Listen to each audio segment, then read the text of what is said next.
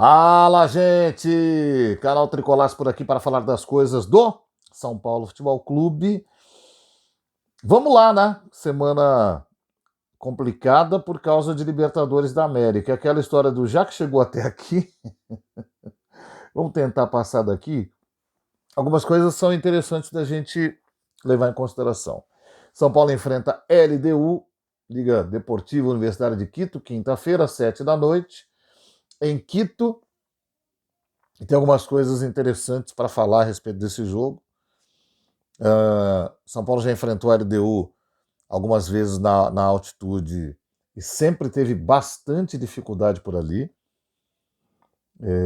Não é fácil, não só pela altitude, mas como a LDU se comporta ali, a sua torcida é muito forte, né? Então é mais um desafio aí para o time do Crespo para tentar se fortalecer para passar de fase nessa Libertadores.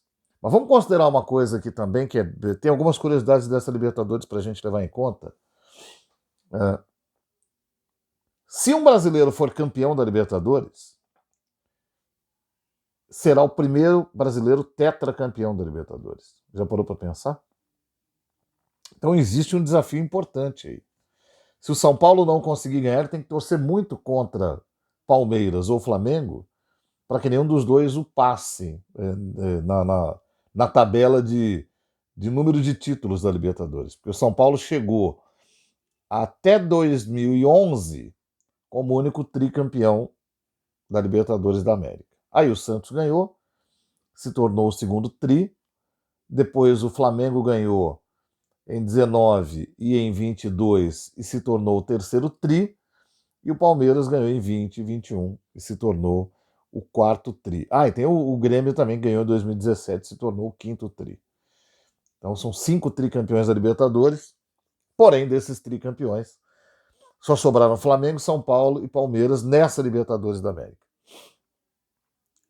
São Paulo foi o primeiro tri. Evidentemente, a torcida tem o desejo de que o time seja um dia o primeiro tetra. Mas como ser o primeiro tetra se nos últimos anos ele é tão mais fraco que os outros tri? Né? Teria que apostar tudo nessa aqui. Porque nessa o São Paulo conseguiu chegar num ponto importante da competição. Bom, para o jogo de quinta-feira, algumas informações adicionais importantes. O Lucas não vai, evidentemente, mas está começando a treinar com bola lentamente. O Oscar também não vai, mas já está fazendo transição. Enzo Dias e o Wendel vão. O Enzo teve um desconforto diagnosticado. O Wendel acabou, depois do jogo, sentindo a dor, mas não teve nenhuma lesão constatada. Mesmo assim, os dois vão. O Enzo um pouquinho pior que o Wendel. E o Crespo disse que contava com ele. Ele ia aguardar o exame, mas contava com ele. Se está levando, é porque o exame não apontou 100% de perda do Enzo Dias para esse jogo. O restante da equipe deve ser o mesmo que iniciou o jogo contra o Botafogo, com exceção dos dois atacantes, Tapia e Dinamo, que muito provavelmente devem ser trocados por Luciano e Ferreira, é o que a gente imagina. E aí, como a gente estava dizendo ontem, isso deve aumentar um pouquinho a qualidade da equipe na frente. Deve aumentar, não é uma certeza que aumente. Com o Luciano você aumenta o poder de definição e com o Ferreira você aumenta o teu poder de penetração ali na área, do lado e tal. Mas na prática, não é o que tem acontecido nas últimas vezes em que os dois jogaram. Ainda que eles sejam melhores do que Dineno e Tapia. Então, eu imagino que o São Paulo tenha Rafael. Essa é a escalação que se desenha aí, né? Rafael, precisa ver o que o Crespo vai fazer, mas eu imagino Ferrarese, Arboleda, Sabino, Cedric Soares, Marcos Antônio, Pablo Maia, Rodriguinho e Enzo Dias, Luciano e Ferreira. Por que Pablo Maia? Porque o Bobadilla voltou com uma possibilidade de lesão muscular, estava com dores nas costas também, né? Não jogou ontem, ficaria poupado, mas imagino que ele ainda talvez opte pelo Pablo Maia para dar mais tempo de recuperação para o Bobadilla. Se o Bobadilla estiver ok, opa! Se o Bobadilla estiver ok, vai jogar. Com certeza vai jogar. E aí o time ganha em qualidade também.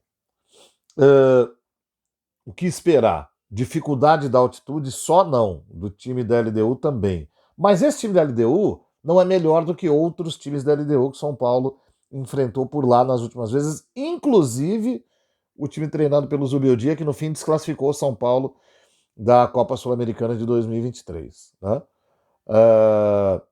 Ganhando lá e vencendo nos pênaltis no Morumbi. Agora, tem um componente curioso. Esse time é treinado pelo Thiago Nunes, que é um técnico que deu muito certo no Atlético Paranaense e depois deu errado em todos os times que treinou no Brasil. Corinthians, Botafogo, Cruzeiro.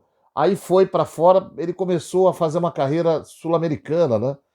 Treinou time no Peru, se não me engano no Chile, agora está lá na LDU Quito. Ele criou uma reputaçãozinha aí na América do Sul e não deu nem muito tempo de avaliar, porque ele assumiu antes de enfrentar o Botafogo nas oitavas e derrotou o Botafogo, tirou o Botafogo. Então ele está respaldado por isso e por resultados positivos que ele tem tido no Campeonato Equatoriano. E é um cara que conhece os times do Brasil. Então já conseguiu derrotar o Botafogo, sabe como o São Paulo costuma se comportar, deve utilizar isso a seu favor para mobilizar os seus jogadores. Agora, o Crespo diz que o São Paulo vai jogar do mesmo jeito em que joga aqui, considerando as dificuldades da altitude, mas a matriz do jogo é a mesma, ou seja, sai trocando passes, evolui trocando passes também, buscando velocidade para chegar até dentro da área depois de jogadas construídas para bater no gol.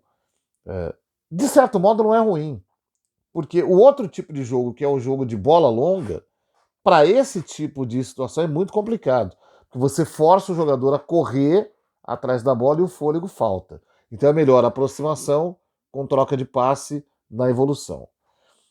O que pode ter problema é aquela história da perseguição na marcação individual. Isso pode, porque exige demais do jogador e o Thiago sabe disso.